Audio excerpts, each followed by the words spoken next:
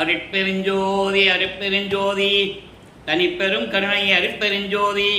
எல்லா உயிர்களும் இன்புற்று வாழ்க, வள்ளல் மலரடி வாழ்க வாழ்க, கொல்லா விரதம் குவளை எல்லாம் ஓங்குக, நல்லோர் நினைத்த நலம் பெறுக, நன்றி நினைத்த எல்லோரும் வாழ்க இசைந்து.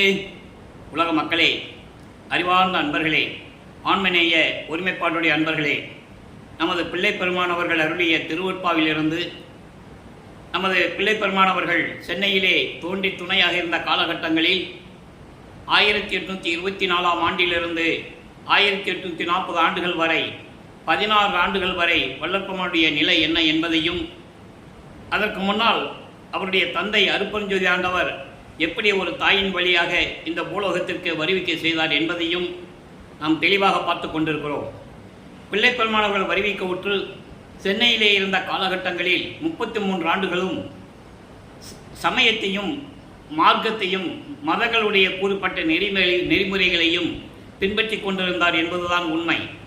காரணம், அந்த காலகட்டங்களில் அவருக்கு சுத்த சன்மார்க்கம் என்ன என்று தெரியாது. அருட்பெருஞ்சோதி ஆண்டவர் இறைவன் யார் என்ற நிலை அவருக்கு தெரியாத காலகட்டங்களில் அவர் சைவ சமயத்தை தழுவிக்கொண்டிருந்தார். சைவ சமயத்தின் தலைவனாகிய சிவபெருமானை வழிபட்டு கொண்டிருந்தார் என்பதை திருவொற்பாவிலே நாம் தெளிவாக பார்த்து கொண்டிருக்கிறோம். அதன் பிறகு சுத்த சன்மார்க்கத்தை பெற்ற பிறகு இறைவன் ஒரே இறைவன் அருட்பெருஞ்சோதி ஆண்டவர் தான் சுத்த சன்மார்க்கத்தின் தலைவன் என்ற நிலையை நமக்கு அருளியிருக்கிறார்கள். அந்த வேறுபாடு நிலைகளை நாம் பார்த்து கொண்டிருக்கிறோம். பிள்ளைப்பெருமானவர்கள் அவருடைய தந்தை அருட்பெருஞ்சோதி ஆண்டவரால் திருவடையாளர்களினால் 5/10/1823 ஆண்டு மருதூர் என்ற கிராமத்திலே, அந்த கிராமம் சிதம்பரம் அருகிலே இருக்கிறது, அந்த கிராமத்திலே வாழ்ந்து கொண்டிருந்த ராமையா பிள்ளை சின்னையம்மையார் அவர்களுடைய இளர வாழ்க்கையில் 5வது மகனாக வருவிக்க உற்றார். அவங்களுக்கு ஏற்கனவே 4 குழந்தைகள் உண்டு, 2 ஆண் பிள்ளைகள் 2 பெண் பிள்ளைகள். அவர்கள் பிறந்தவர்கள். நமது பிள்ளை பெருமானவர்கள் இறைவனுடைய மகனாக வருவிக்க உற்றார் என்பதை திருவொற்பாவின் பாடல் மூலமாக நாம் ஏற்கனவே தெளிவாக பார்த்துவிட்டோம். அதன் பிறகு வருவிக்கூற்ற பிறகு ராமையா பிள்ளை அவர்கள் காலமான உடனே சின்னம்மையார் அவர்கள் குழந்தைகளை அழைத்து கொண்டு பொன்னேரி அருகில் இருக்கின்ற சின்னக்காவனம் என்ற கிராமத்திற்கு வருகிறார்கள். அந்த கிராமம்தான் அவர்கள் அந்த அம்மையார் பிறந்த ஊர். சில காரணங்களினால் அந்த ஊரில் இருக்க முடியவில்லை. அதன் பிறகு சென்னையிலே குடியேறுகிறார்கள்.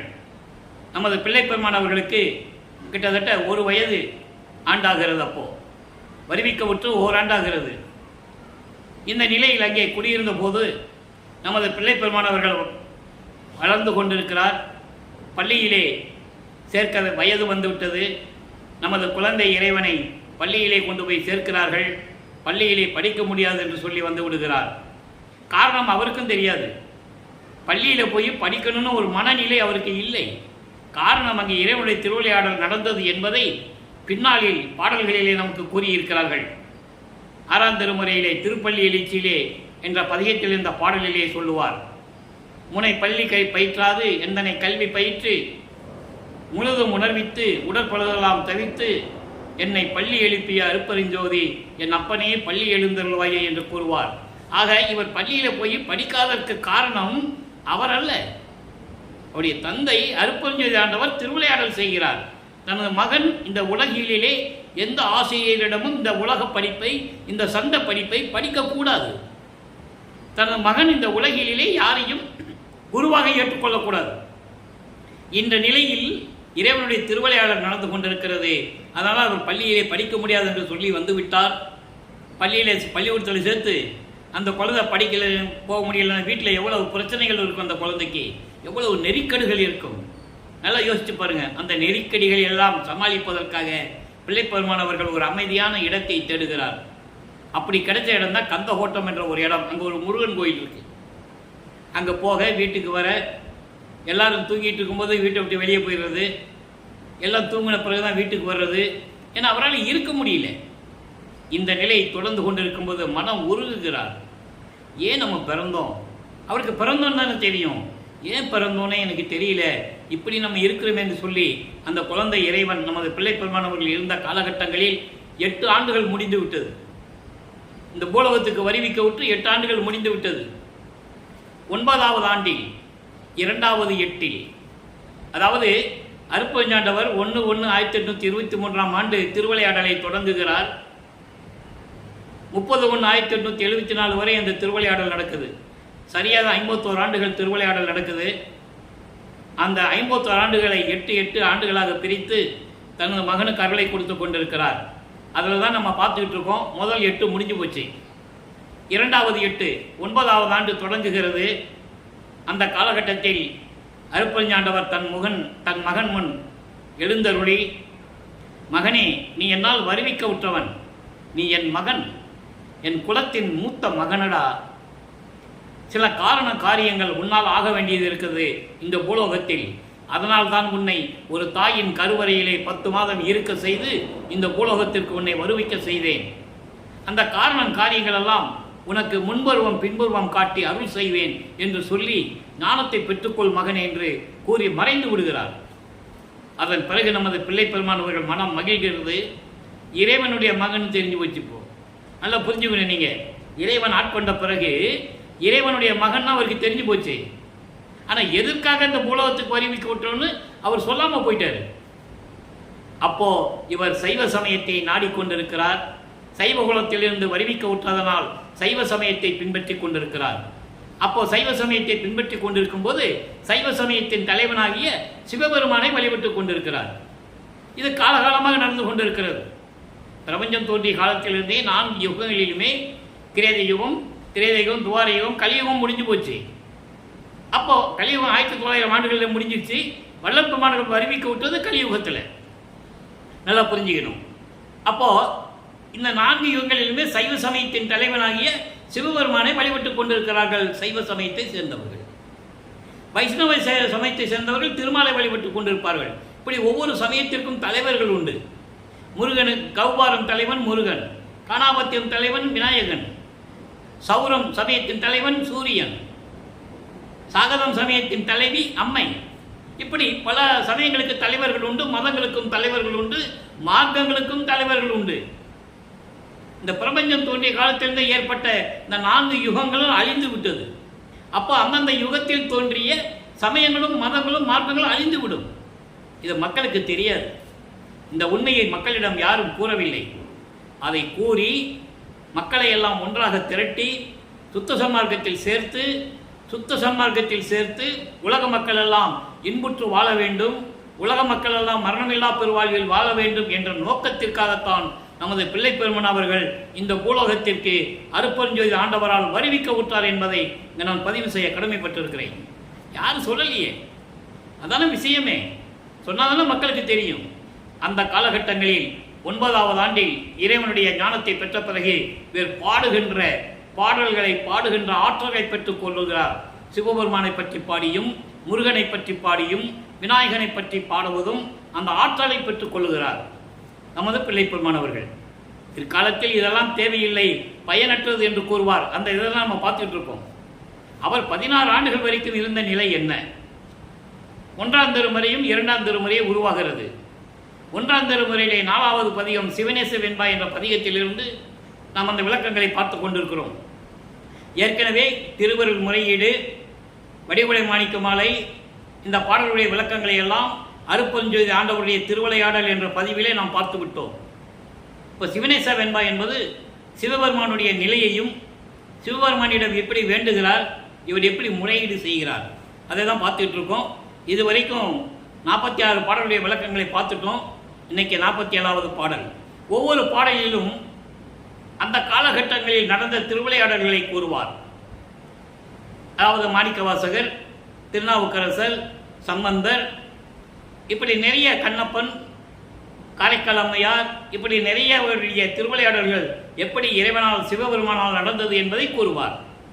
அதே போலதான் இன்றும் ஒரு பாடலை கூறுகிறார். நல்ல பாருங்க, சிறு தொண்டரை பற்றி கூறுகிறார். ஆர்கொண்டார் சேய் கரியிட்டாரே. சேய் என்பது குழந்தை. குழந்தை கறி கேட்டவன் யாரு? சிவபெருமான். மாறுபடத்தில் குழந்தை கறி கேட்கிறான். அதை இங்கே குறிப்பிடுகிறார். இறைவனுடைய திருவிளையாடலை குறிப்பிட்டு, அப்படிப்பட்ட இறைவனே என்னை இந்த பூலகத்துக்கு வருவிக்க செய்து ஏன் அருளை கொடுக்கவில்லை, அதை தெளிவாக கூறுகிறார். ஆர்கொண்டார் செய் கரியிட்டாரே, சிறு தொண்டர் என்னும் பேர் கொண்டார். ஆயிடெலம் பெண்மானே, ஓர் தொண்டே நாய்க்கும் கடைப்பட்ட நாங்கள் என்பேன், எங்கள் முடைவாய்க்கு இங்கு இருப்பதோர் வழக்கு. இது பாடல். பாடல் என்ன சொல்றாருன்னா, சிறு தொண்டனை பற்றி இந்த உலகத்தை யாருக்கும் தெரியாது. அவங்கிட்ட போய் பிள்ளைக்கறி கேட்ட நீ, அவனும் தன்னுடைய மகனை அறுத்து குழம்பு வைத்து இவனுக்கு கொடுத்த, அதுக்கப்புறம் குழந்தை வரவழைத்தார் என்பது இதெல்லாம் புராணங்களில் இருக்கின்ற கதை இல்லையா? ஆக சிறு தொண்டனுக்கு குழந்தையை, தன்னுடைய மகனை உயிர் பலி செய்து சிவபெருமானுக்கு உணவாக இட்டதினால் சிறு தொண்டனுடைய பெயர் உலகமெங்கும் பரவியது. அப்படிப்பட்ட திருவிளையாடல் செய்த இறைவன், நான் ஒரு தொண்டு கூட இன்னும் செய்ய முடியவில்லை, எனக்கு எந்த நிலையையும் நீ எனக்கு கொடுக்கவில்லை, நாயை விட இழிவான நிலையில் நான் இருந்து கொண்டிருக்கிறேன், தெருவில் சுற்றி திரியும் நாயை விட நான் இழிவான நிலையில் இருந்து கொண்டிருக்கிறேன், நான் என்ன செய்வேன், என்னை போன்றவர்கள் என்ன செய்வார்கள், அதனால்தான் நாங்கள் என்பேன் என்று சொல்லுகிறார். நான் என்ன செய்வேன், என்னை போன்ற உன்னுடைய தொண்டர்கள் நாங்கள் என்ன செய்வோம்? சிறு தொண்டனிடம் போய் பிள்ளைக்கறி கேட்டு அவன் உனக்கு சமைச்சு கொடுத்ததனால நீ அவனுக்கு திருவிளையாடல் செய்து திருப்பி அவன் மகனை வரவழைத்து சிறு தொண்டனுடைய பெயரை உலகமெங்கும் பரவ செய்தாய். அது உன்னுடைய திருவிளையாடல். அதே நேரத்தில் எங்களுடைய நிலை என்ன, நானும் என்னை போன்றவர்களுடைய நிலை என்ன? நாயை விட, தெருவில் சுற்றி திரிகின்ற நாயை விட இழிவான நிலையில் நாங்கள் இருந்து கொண்டிருக்கிறோம். இந்த வாய் சும்மாவே இருக்க மாட்டேன்து. துர்நாற்றம் பிடித்த இந்த வாய் தேவையில்லாதெல்லாம் பேசிக் கொண்டிருக்கிறது. அதுக்கு நீ என்ன செய்ய வேண்டும்? என்னை ஆட்கொள்ள வேண்டும். இந்த பூலோகத்தை இங்கே வருவிக்க செய்துவிட்டு என்னை கால்வலிக்க நடக்க செய்து திருவொற்றியூருக்கு வரவழைத்து இங்கேயும் எனக்கு அருளை கொடுக்கவில்லை என்றால் நான் எங்கே செல்வேன்? திருமுல்லை வாயிலுக்கு சென்று பார்த்தேன், திருவல்லித்தாயத்துக்கு சென்று பார்த்தேன், எங்கேயும் நீ அருளை கொடுக்கவில்லை என்றால் நான் என்ன செய்வேன் என்று சொல்லி இந்த பாடலை நமக்கு அருளியிருக்கிறார்கள். ஆக வல்லப்பமானவர்கள் இந்த பாடலை நமக்கு அருளும்போது அவர் இந்த பூலோகத்திற்கு வருவிக்க உற்று 12 ஆண்டுகளுக்குள் இருந்து கொண்டிருக்கிறார். 9வது ஆண்டிலிருந்து 12 ஆண்டுகளுக்குள் 1ஆம் திருமறை உருவானது. அதன் பிறகு ஞானத்தை பெற்ற பிறகு முதலாக திருவொற்றியூர் செல்லுகிறார். அவர்கள் குடியிருந்த பகுதியிலிருந்து, வள்ளலார் நகரிலிருந்து, அந்த காலத்தில் பேர் ஏழுகணர் தெருன்னு சொல்லுவாங்க, ஏழுகணர் தெரு பகுதின்னு சொல்லுவாங்க. அங்கிருந்து திருவொற்றியூருக்கு கால்வலிக்க நடந்து நமது குழந்தை இறைவன் தியாகராஜர் பெருமானை வணங்கி அருளை பெற வேண்டும் என்ற நோக்கத்தில் மனதிடம் சொல்லி, மனமே நீ என்னுடன் வா என்று சொல்லி கூறுவதை இந்த பாடலில் நாம் பார்க்கிறோம். நெஞ்சு அறை கூவல், மனதிடம் சொல்லுவது, மனதை அழைத்து சொல்லுவது போல இந்த பாடலை நமக்கு அருளியிருக்கிறார்கள்.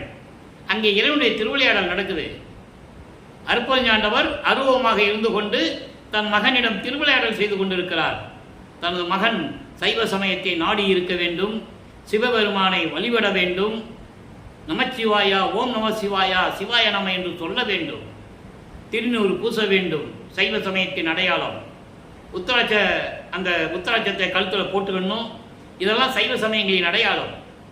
அதுக்கப்புறம் இதெல்லாம் தேவையில்லைன்னு தூக்கி எறியணும், உலக மக்கள்கிட்ட சொல்லணும், இது தேவையில்லை, இது பயனற்றது என்று சொல்ல வேண்டும். ஏனென்றால் சுத்த சன்மார்க்கத்திற்கு இது தேவையில்லை. இந்த நிலையில் தான் அவர் அந்த நிலையில் இருந்து கொண்டிருக்கும் போது அவர் திருவொற்றியூர் செல்லுகிறார். அங்கே அருப்பஞ்சாண்டவர் அருவமாக இருந்து கொண்டு மனதை தூண்டி விடுகிறார். என் மகனை திருவொற்றியூருக்கு அழைத்து வா என்று சொல்லி. அப்போது அந்த நிலை 2ஆம் திருமுறை உருவாகிறது. மொத்தம் 113 பதிகங்கள், 1207 பாடல்கள். இதுவரை 34 பதிகளை பார்த்திருக்கிறோம். இன்று 35வது பதிகமான நெஞ்சறை கூவல்ல 4வது பாடல். பாடலை நல்லா கவனிங்க, அற்புதமான பாடல்கள் எல்லாம் உண்டு. கரும் பைன் நாகனை கடவுள், நான்முகன் வான்கடவுள் ஆதியர், கலகங்கள் தவிர்ப்பான், துரும்பை நாட்டி ஓர் விஞ்சையன் போல தோன்றி நின்றவர், துரிசு அரித்திட்டோ தரும்பை பூம்பொழில் ஒற்றியூர் இடத்து தலம் கொண்டார் அவர் தமக்கு, ஒற்றியூர் தலம் கொண்டார் அவர் தமக்கு, நாம் மகிழ்ந்து வரும் பைசி தமிழ் மாலையோடு அணி பூமாலை சூட்டுதும் வருதி என் மனனே. மனனே என்பது என் மனம். என் கூட வா மனமே, திருவொற்றியூருக்கு போயிட்டு வரலாம் அப்படின்ற நிலையை இந்த பாடலிலே கூறியிருக்கிறார். இப்போ இந்த பாடலை நமக்கு அருளும் போது வல்லப்பெருமான் அவர்கள் 13வது ஆண்டில் இருந்து கொண்டிருக்கிறார். சிறு குழந்தை இறைவன். இதெல்லாம் உலக மக்கள்கிட்ட யார் சொன்னது? இவ்வளவோ கதைகள் சொன்னார்கள் புராணங்களிலே. முருகன் சிறுவன் வேடத்தில் வருவான், அவையாருக்கு சுட்ட பல வேணுமா சுடாத பல வேணுமா என்று கேட்பான். இந்த கதையெல்லாம் உங்களுக்கு தெரியும். அதே மாதிரி பிள்ளையாரும் சிறு பருவத்தில் வந்து அகஸ்தியர் கையில் வச்சிருந்த அந்த கமண்டலத்தை காவிரி அடைக்க வச்சிருப்பான், அதை தட்டி விடுவது, இதெல்லாம் சொன்னாங்க, மக்களுக்கு தெரிஞ்சது இல்லையா? வல்லப்பெருமானுடைய திருவிளையாடலை, அருட்பஞ்சனுடைய திருவிளையாடலை அவருடைய மகன் எப்படி இருந்தார் என்பதை உலக மக்களுக்கு யாரும் சொல்லலை. அதனால மக்களுக்கு தெரியல. அதனால பாடலிலே கூறியிருக்கிறார் அவர் எப்படிப்பட்டவர், எங்கே அந்த நிலைகள் எல்லாம் எப்படி இருந்தார் என்பதை இந்த பாடலின் மூலமாக நாம் பார்த்து கொண்டிருக்கிறோம். 13வது ஆண்டில் திருவொற்றியூருக்கு சென்று இறைவனிடம் எப்படி முறையீடு செய்கிறார் என்பதை பார்த்து கொண்டிருக்கிறோம். நல்ல கவனிங்க. கரும் பைம் நாகன கடவுள் அப்படின்னா 5 தலை கொண்ட விஷமுடைய பாம்பின் படுக்கையில் இருக்கின்ற கடவுள் யாரு? திருமால். 5 தலை உடைய பாம்பு படுக்கையில், கொடிய விஷத்தை கொண்ட பாம்பு படுக்கையில் படுத்திருக்கின்ற திருமால் நான்முகன். நான்முகன்னா பிரம்மன். வான்கடவுள்னா இந்திரன், இந்திரலோகத்தினுடைய தலைவன், தேவர்களினுடைய தலைவன், வானவர்களுடைய தலைவன். அதான் வான்கடவுள் என்று சொல்லுகிறார் இந்திரனை. ஆக திருமால், பிரம்மன், இந்திரன், ஆதியர்னா இவங்கெல்லாம் சேர்ந்து கலகங்கள் தவிர்ப்பான். இவங்க செய்கிற சேட்டைகளை அற்புதமாக சொல்லுவார் பாடல்களில். யார் யார் எப்படி கொலை பண்ணாங்க, யார் யார் போரிட்டு எத்தனை உயிர்களை கொலை செய்தார்கள் என்றெல்லாம் சொல்லுவார் திருவருட்பாவிலே. அற்புதமாக இருக்கும். திருமாலை சொல்லுவார், எத்தனையோ கொலைகள் செய்தவன் கொலை குற்றவாளி என்று சொல்லுவார். பிரம்மனை கூறுவார், வருணமா கொலை பாதகன் என்று கூறுவார் பிரம்மனை. இந்திரனை போர்க்குணம் கொண்டவன் சொல்லுவார். பாடல் உண்டு அன்பர்களை, யாரும் மறுக்க முடியாது. இதெல்லாம் யார் சொன்னது உலக மக்களுக்கு? திருமால், பிரம்மன், இந்திரன் இப்படிதான் சொன்னாங்க இல்லையா? இந்திரனுடைய காமலீலைகள், அகலியை எப்படி அவன் உடலுறவு செய்து சென்றான், கௌசிக முனிவனுடைய சாபத்தை எப்படி பெற்றுக்கொண்டான், அகலிகை சாபத்தை எப்படி பெற்றுக்கொண்டால் கல்லாக, இதெல்லாம் புராணங்களிலே சொல்லப்பட்டது இல்லையா? அருட்பஞ்சனுடைய திருவிளையாடலை யார் சொன்னது? யார் சொல்லலையே. இப்போ அந்த நிலையில் இருக்கும்போது சொல்றாரு, 5 தலை கொண்ட பாம்பின் படுக்கையிலே படுத்துக் கொண்டிருக்கின்ற திருமால், பிரம்மன், இந்திரன் ஆகியோர் செய்யக்கூடிய தவறுகளை எல்லாம் குற்றங்களை எல்லாம் நீக்கியவன். அதான் சுத்த சன்மார்க்கத்தை வாங்கின பிறகு சொல்லுவாரு, பிரம்மன், திருமால் இவங்கெல்லாம் இவரை பார்க்க வருவாங்க. எங்க? மேட்டுக்குப்பத்துக்கு. வல்லப்பெருமான் அங்கே தானே இருக்காரு. மேட்டுக்குப்பத்து சித்தி விழாத்துக்கு வருவாங்க, வெளியே நின்றுக்கிட்டு இருப்பாங்க. அருட்பஞ்சாண்டார் மகனை பார்க்க வருவார். மகனுக்கிட்ட கேட்பாரு, என்ன மகனே வெளியே பிரம்மன் திருமலாம் நிற்கிறாங்க, கூப்பிட்டு என்ன விவரம் கேட்கலையான்னு கேட்பாரு. அன்பர்களே, இது கற்பனை அல்ல, கதை அல்ல, திருவருட்பாவிலே பாடல்களில் உண்டு. அப்போ வல்லப்பெருமான் சொல்லுவார், உன்னால் உருவாக்கப்பட்டவர்கள், உருவாக்கியவர்கள், உருவானவர்கள் நீ கேட்டுக்கொண்டவன். பிரம்மன் இந்த எதிரிலுக்கு இந்த மரத்திலே தூக்கு போட்டு தொங்கி நாக்கு வெளியே நீண்டாலும் சரி, என் நாக்கு அவனை கூப்பிடாதுன்னு சொல்லுவார். வருணமா கொலை பாதகன் தெளிவாக சொல்லுவார். இது ஏன் உறுதியாக என்னால் கூற முடியும் என்றால், இறைவனுடைய அருளை ஆசியும் நேரடியாக பெற்றவன், சுத்தகன் மார்க்கத்தை நேரடியாக சொல்லக்கூடியவன். பயப்பட வேண்டிய அவசியம் இல்லை. எல்லா விளக்கங்களும் திருவருட்பாவில் உண்டு. இதெல்லாம் சொன்னாதான் சுத்த சன்மார்க்கத்தின் நிலை உலக மக்களுக்கு தெரியும். ஆக இப்படிப்பட்டவர்கள் செய்யக்கூடிய குற்றங்களை எல்லாம், தவறுகளை எல்லாம் நீக்கக்கூடியவன் என்று கூறுகிறார் இறைவனை. எவ்வளவு திருவிளையாடல் நடந்திருக்கு தெரியுமா? மக்களுக்கு சொன்னது யாரு? சொல்லலை. அதுக்கடுத்து பாருங்க, இப்படியெல்லாம் இருக்கின்ற இறைவன் துரும்பை நாட்டி ஓர் விஞ்சையன் போல தோன்றி துன்பங்களை எல்லாம் துரும்பு போல நீக்கிய இறைவன். துன்பங்களை எல்லாம் துரும்பு போல நீக்கி வித்தைகள் செய்வதில் வல்லவன். துன்பங்களை எல்லாம் துரும்பு போல நீக்கிவிட்டு வித்தைகள் செய்வதில் வல்லவன். அப்படிப்பட்ட இறைவன் துரிசி அரித்துட்டோன். துரிசி அரித்துட்டோன் என்பது அதாவது உலக ஆசைகளை நீக்கியவர்கள், உலக விடயங்களை நீக்கியவர்கள். அப்படிப்பட்டவர்கள் உலக விடயங்கள் என்பது மண்ணாசை, பெண்ணாசை, பொன்னாசை நீக்கியவர் பெரியவர்களும் உண்டு. அவர்கள் துரிசரித்துட்டோன் கரும்பை பூப்பொழில் ஒற்றியோர்.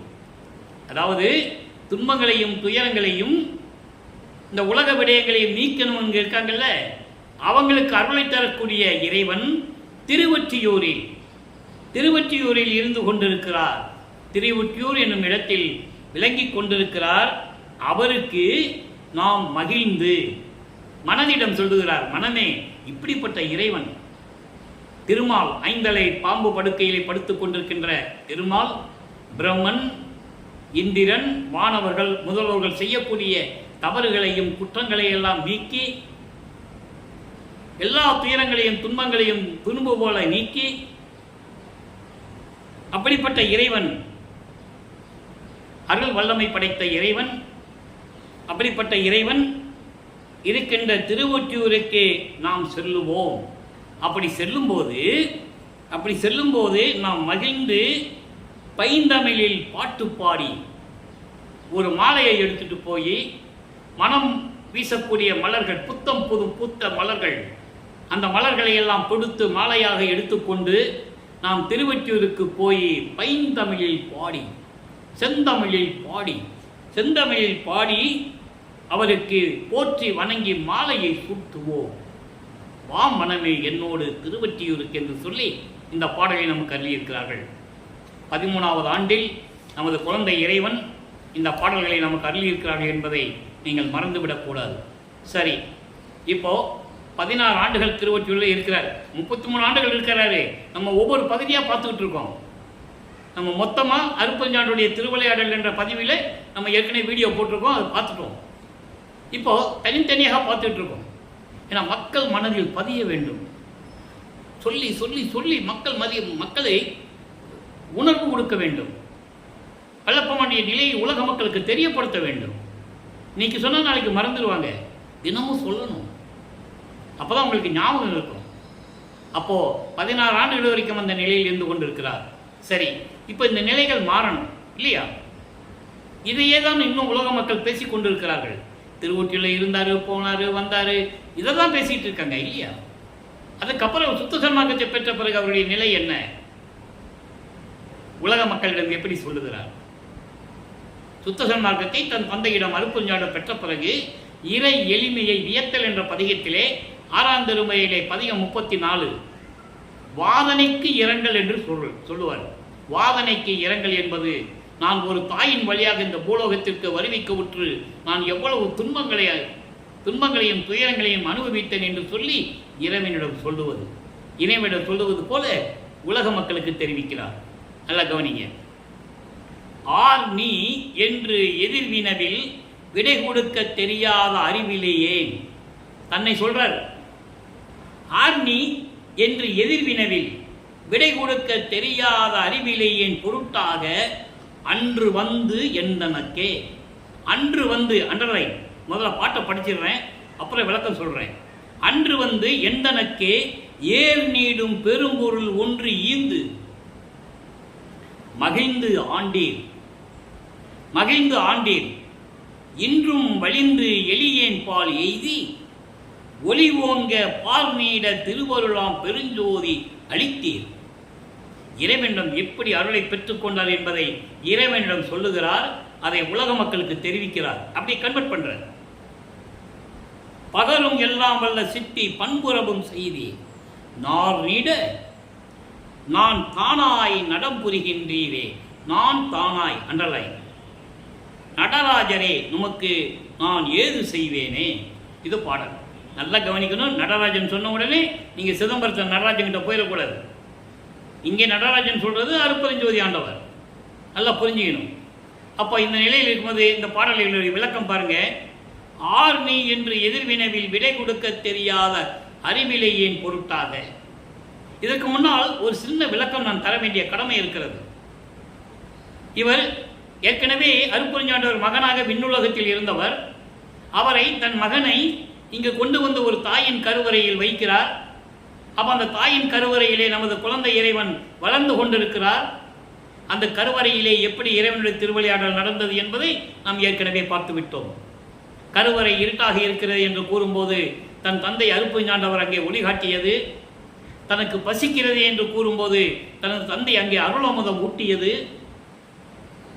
குடும்ப புழுக்கமாக இருக்கிறதை காற்றே வரவில்லை என்று தன் தந்தையிடம் கூறும்போது அங்கே அமுத காற்று வீசியது.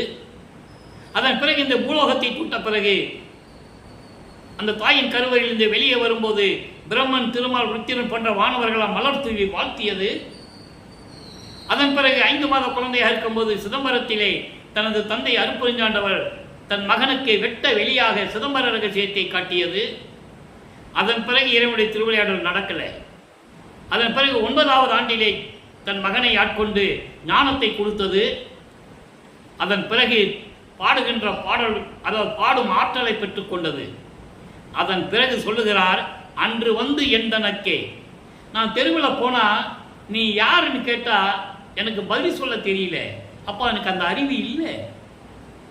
நல்லா கவனிக்கணும். தெருவில் போயிட்டு இருக்கிறாரு. போயிட்டு இருக்கும்போது நீ யாருப்பா அப்படின்னு கேட்டால், நீ யாருப்பா, யார் மகன் நீ அப்படின்னு கேட்கும்போது எனக்கு பதில் சொல்ல தெரியல, எனக்கு அறிவில்லை, எனக்கு அப்போ தெரியாது. அதன் பிறகு நீ வந்து என்னை ஆட்கொண்டாயே, எனது மகன் என்று சொன்னாயே, அதன் பிறகுதான் தெரிந்து கொண்டேன் நான் உன் மகன் என்று. அதன் பிறகு நீர் ஏடும் பெரும் பொருள் ஒன்று ஈந்து மகிழ்ந்து ஆண்டேன். இது எப்போ நடக்குது? வலிமைக்கோற்று 33வது ஆண்டில் நடக்குது. அப்போதான் சுத்த சன்மார்க்கம் தராரு. அதான் சொல்றாரு, அருள் நெறி கொண்ட பெரும் பொருளாகிய சுத்த சன்மார்க்கத்தை கொடுத்து மகிழ்ந்து என்னை ஆட்கொண்டி. எவ்வளவு அருமையை சொல்றார் பாருங்க. இது நடக்கும்போது அவருக்கு 33வது ஆண்டு. அப்போதான் சுத்த சன்மார்க்கத்தை பெறுகிறார் தன் தந்தையிடம். ஆக வரிசையா ஒவ்வொரு ஆண்டுகளிலும் எப்படி இறைவனுடைய திருவிளையாடல் நடந்தது என்பதை இங்கே கூறுகிறார். சரி, சுத்த சன்மார்க்கம் வாங்கினது சொல்லிட்டார்ல. இப்ப பாருங்க, இன்றும் வலிந்து எளியேன் பால் எய்தி ஒளி போங்க பார் நீட திருவருளாம் பெருஞ்சோதி அளித்தீர். இது எப்ப நடக்குது? 48வது ஆண்டில் தர்மசாலையிலே, வடலூர் தர்மசாலையில் இருக்கும்போது இந்த நிலை தொடர்கிறது. எப்படி? இன்றும் அதே போல இப்பவும். இது சொல்லும்போது இவர் தர்மசாலையில் இருந்து கொண்டிருக்கிறார் பிள்ளை பெருமானவர்கள். அப்போ விரைந்து வந்து இந்த மகனாகிய, இந்த ஏழை மகனாகியிடம் வந்து ஒளி விளங்க பார் நீட உலகமெல்லாம் அறியும்படி, இந்த மண்ணுலகமும் விண்ணுலகமும் அறியும்படி திருவருளாம் அருட்பெருஞ்சோதி அளித்தீர். சொல்லிட்டாரா? அருட்பெருஞ்சோதி வாங்கினது சொல்லிட்டாரா? இப்போ என்ன சொல்ற பாருங்க. இது ஒரு பிள்ளைப்பெருமா நமக்கு அருளும்போது அவர் இருந்த ஆண்டு 1871. உனக்கு எப்படி தெரியணும்னு நீங்க கேட்க முடியாதுன்னு. இது இறைவன் கொடுத்த விளக்கம். இறைவன் கொடுத்த விளக்கத்தினால் உங்களுக்கு நான் சொல்லிக் கொண்டிருக்கிறேன். 48வது ஆண்டில் தர்மசாலையிலே 1871ஆம் ஆண்டு இறைவன் தனக்கு வந்து அருட்பெருஞ்சோதி கொடுத்ததை தெளிவாக இந்த பாடலில் நமக்கு அருளி இருக்கிறார்கள்.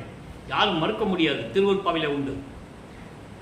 பகரும் எல்லா வல்ல சித்தி பண்புறவும் செய்தீர். நல்லா கவனிக்கணும். சென்னையில் இருக்கும்போது ஏம சித்தியை வாங்கி கொண்டார். ஏம சித்தி என்பது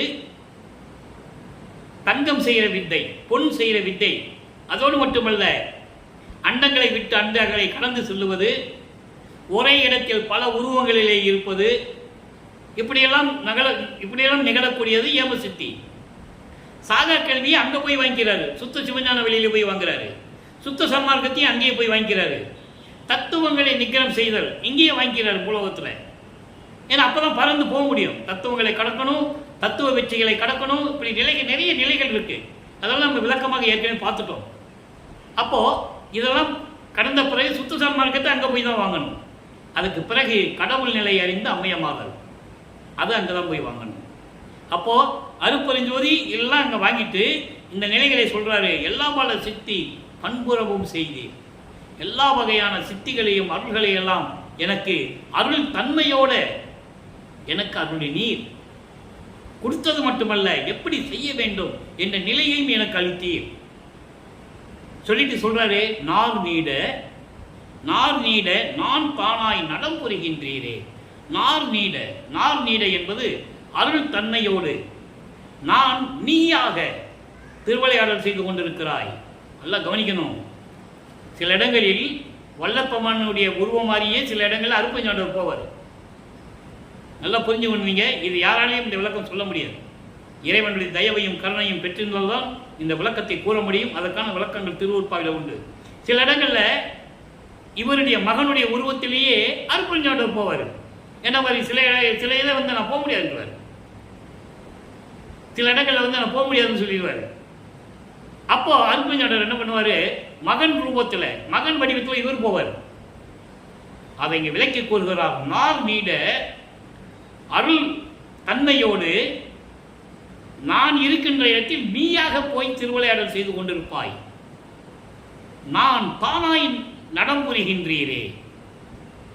நடராஜரே, நடனங்களுக்கெல்லாம் தலைவனே, அருட்பெருஞ்சோதியே, உமக்கு நான் ஏது செய்வேனே. உனக்கு நான் என்ன செய்ய முடியும் சொல்ல?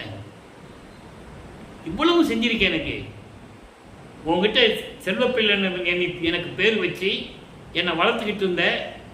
அதுக்கப்புறம் நான் நீ பூலோகத்துக்கு போக சொன்ன, ஒரு தாயின் கருவறையில் இருக்க வச்ச, அப்புறம் வருவிக்க செய்து 33 ஆண்டுகள் சென்னையில் இருக்க வச்ச, சமயங்களையும் மதங்களையும் மார்க்கங்களையும் சார்ந்து இருக்க சொன்ன, சிவபெருமானு சொல்ல சொன்ன.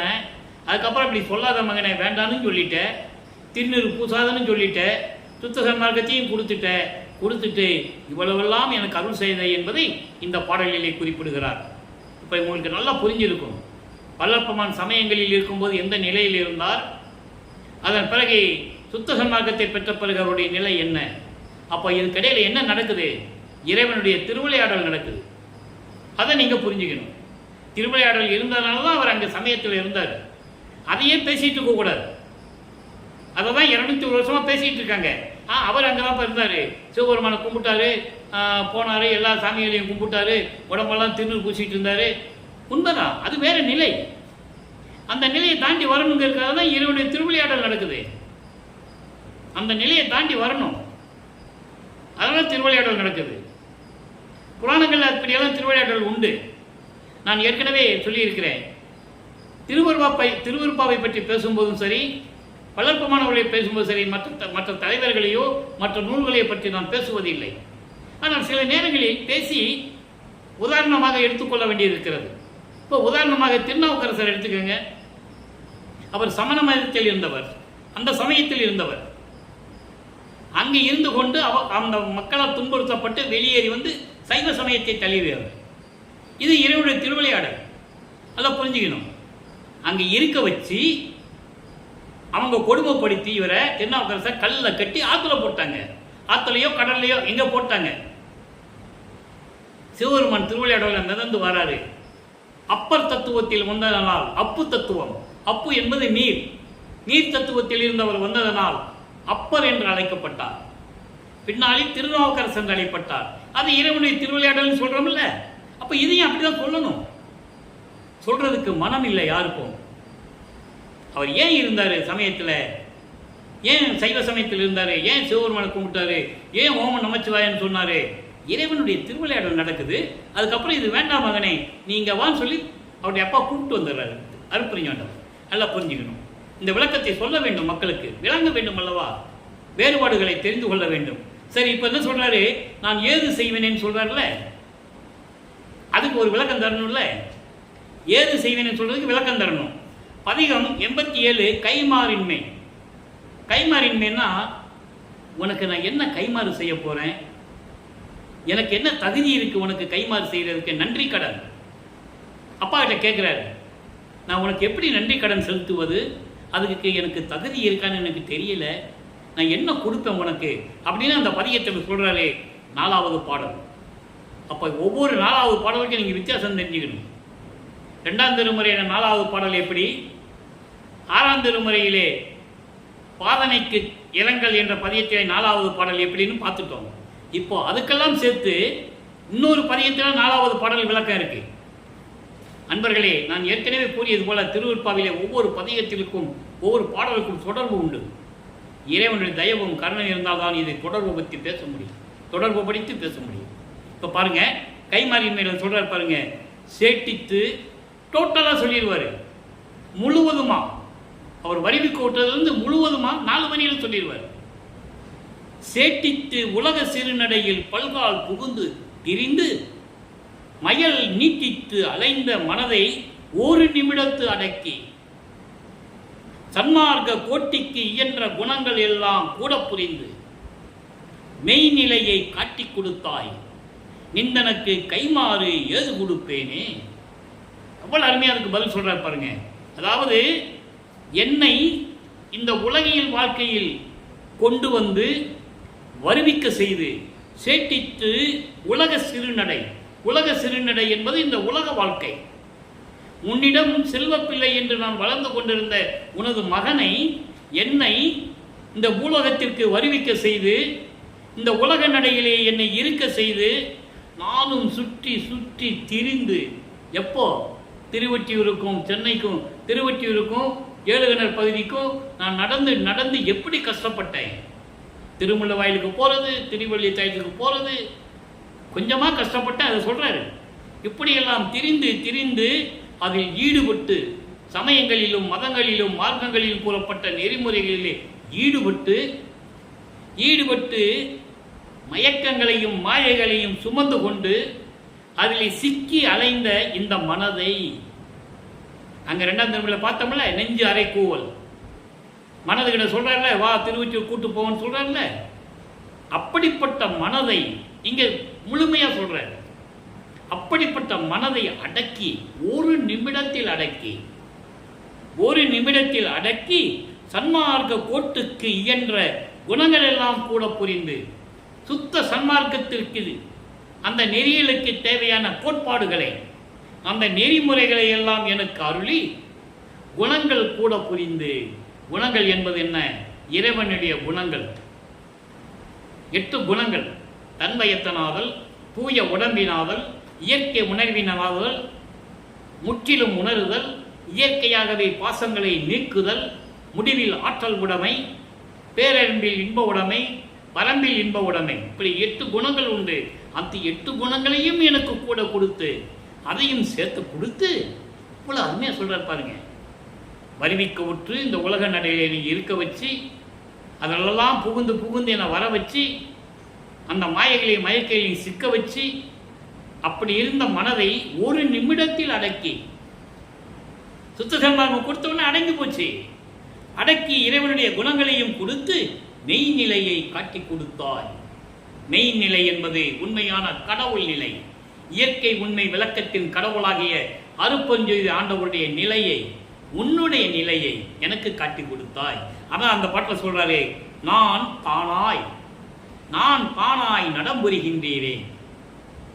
நான் உன்னாகவே, அதாவது நீயாகவே, நான் நீயாகவே திருவிளையாடல் செய்து கொண்டிருக்கிறாய். சில இடங்களில் என்னை போலவே நீ தெரிந்து கொண்டிருக்கிறாய்.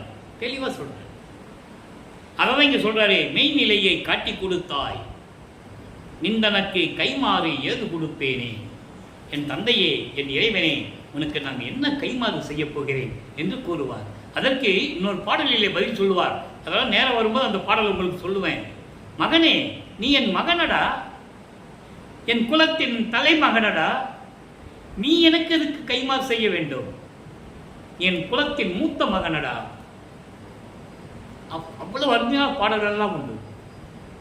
ஆகவே அன்பர்களே, இப்போ வல்லப்பமான் அவர்கள் 16 ஆண்டுகள் சென்னையில் இருந்த காலகட்டங்களில் எப்படி தோன்றி துணையாக இருந்த காலகட்டங்களில் மக்களோடு உலாவிக் கொண்டிருந்தார் என்பதையும், அதன் பிறகு சுத்த சன்மார்க்கத்தை பெற்ற பிறகு அவர் எப்படியெல்லாம் அருளை பெற்றுக்கொண்டார், இறைவனுடைய மகனிடம் இறைவனுடைய மகனாக எப்படி இருக்கிறார் என்ற நிலையையும் நாம் தெளிவாக பார்த்து விட்டோம்.